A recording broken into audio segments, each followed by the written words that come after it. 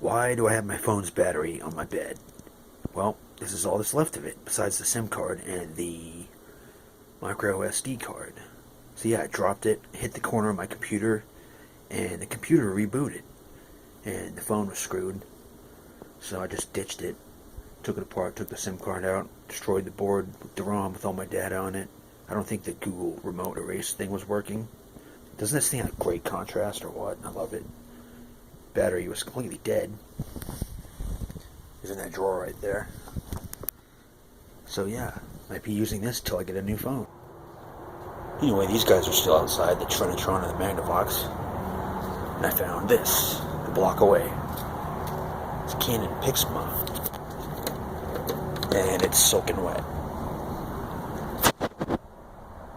So yeah, I'm gonna let it dry out and see if it works. Should work. I'm gonna give it a while. What the heck?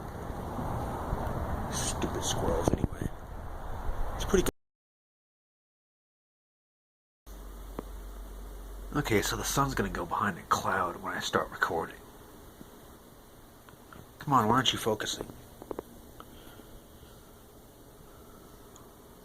Guess this will be an outtake.